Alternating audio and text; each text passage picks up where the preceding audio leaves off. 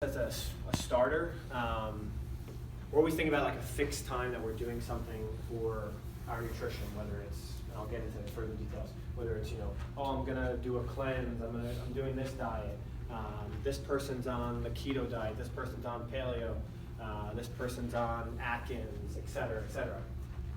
And I really think it's such a pressing issue in our time right now that most people really don't know what proper eating looks like. And hopefully after today we just have a better idea of what habits we can actually take home with us that will increase our ability to live a long and healthy life. Because for myself and for clients that I have here, I really don't want to recommend any sort of diet that you have to be on, but more of a lifestyle that you choose to engage in so you can be an active member of society and have a good family and live a long, healthy life. So I'll just start with that. Okay. That looks different than what I mean. Okay, so objectives: learn and understand nutrition and role in your daily life. You can see, discover what is alignment for me now, why diets don't work, imagination versus reality, stress, sleep, and its role, and honing daily habits. Okay, so those are some of the objectives that I have listed out. As a philosophy undergrad, it's very important to start with definitions. Because how you define anything is really going to play a major role in allowing yourself to understand what your diet actually looks like. Diet actually comes from the Greek word, from the Greek word diete, which means a way of life. Okay, just let that set in for a second. A way of life. Okay, now, our current definitions are the kinds of food that a person, animal, or community habitually eats, okay? Or a special course of food to which one restricts oneself, either to lose weight or for medical reasons. And then as a verb, restricts oneself to small amounts or special kinds of food in order to lose weight. So nowadays, most of those diet, the way we use that term, is probably in here, not a way of life, right? So when people are talking with one another, I hear it in conversations at the store, when I'm at Christmas parties, when I visit my wife's family in Lebanon, like, what do you follow? What diet are you on? And it's always a question about like, what are you following? And like identifying with a certain diet, right? It's like, oh, this person's on, paleo, and it works for them. This person's on this diet, what are you doing? And everybody has to really sort of fit in with the crowd and saying like, oh, well, I follow this diet.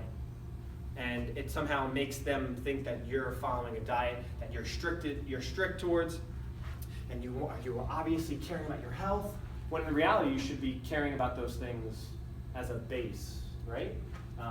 You shouldn't just be on a diet because you care about your health now. You should be on a diet because you're just following a certain way of life, okay? So with our diet comes, if you can see the next picture, this imagination, right? We fill our head with these ideas about what we should look like, okay?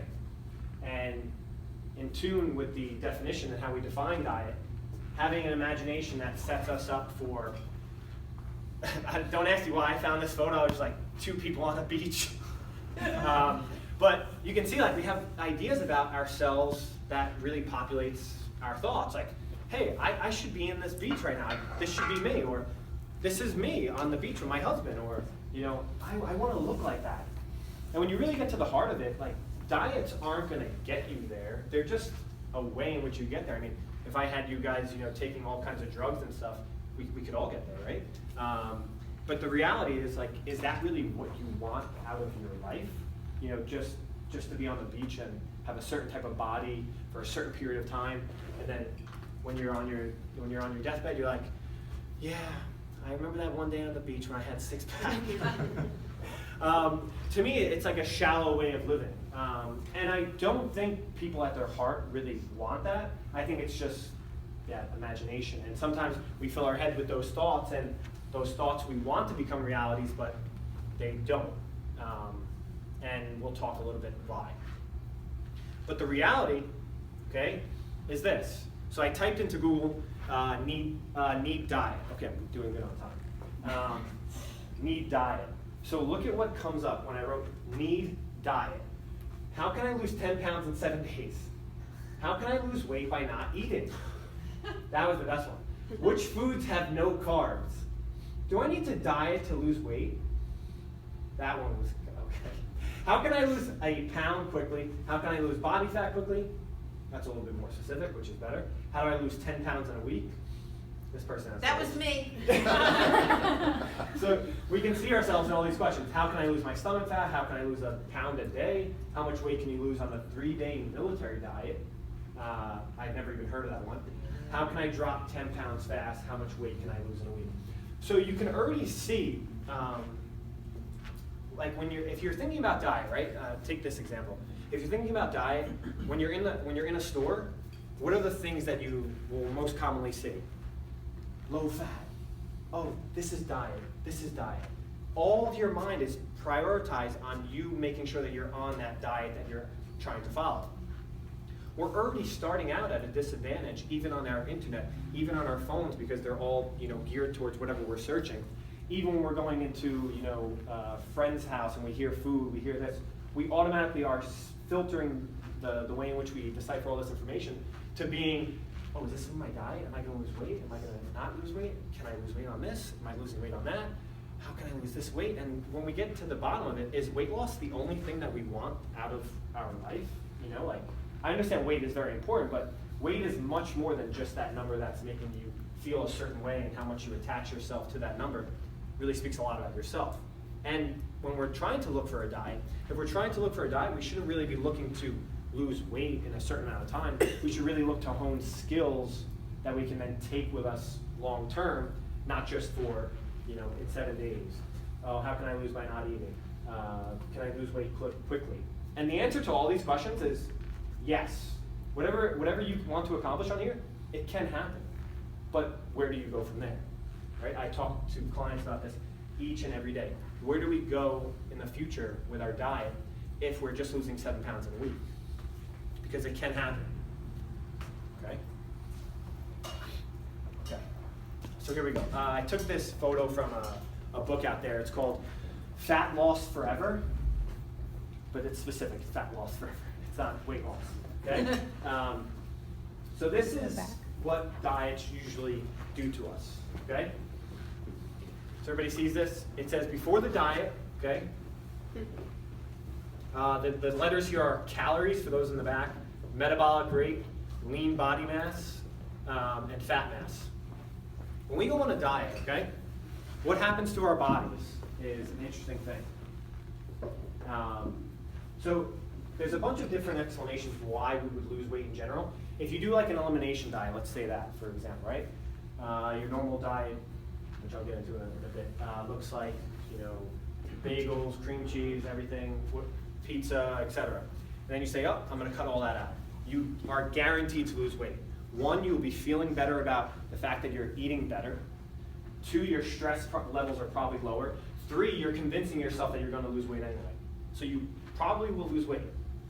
Second, when you're actually following something on a diet plan, right, you're probably going to be intaking a lot less calories, okay, just as a base, okay? Your metabolic rate then slows down, okay? So people who always say like, I need to eat more, I need to speed up my metabolism. Well, your metabolism doesn't speed up. It's a myth. It's just an idea that is perpetuated through social media.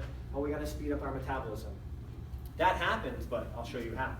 So your metabolism, your metabolic rate slows down, your lean body mass goes down, then fat mass goes down, and then you lose weight. Say that's a month, okay? You lost 10 pounds. What happens though, is when you lose that weight, your body is so receptive to going back up in weight like that, okay? I posted it on our Instagram maybe like 2-3 months ago. They did a study with rats, and I forgot what the study is actually called, the Minnesota rat study or something like that. They did the same exact study on rats. They restricted their calories. What happened? They went down in weight. The next week, they increased their calories back to their normal weight. They not only went back in weight quickly, they went back in weight half of the amount of time that they dieted for. So if they dieted for a week and they lost, say, 5 pounds on the aggregate, the next week when they increased their calories, they gained the weight back in 3 or 4 days.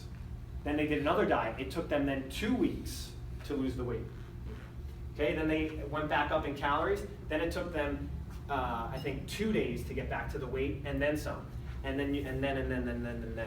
It's infinite regression towards them actually increasing their weight. So by the time they've actually dieted for 4 or 5, 6 weeks, they're actually heavier. So in this country, the study that, I forget the study that he exactly cited, but his name is Lane Norton. If you guys look him up online, he's really, really good. I think it was 85% of Americans will lose 10 to 20 pounds in their life. 95% will put the weight back on. 95%. So there's only a 5% chance that you will actually keep the weight off for the long term. So why is this happening? Because of here.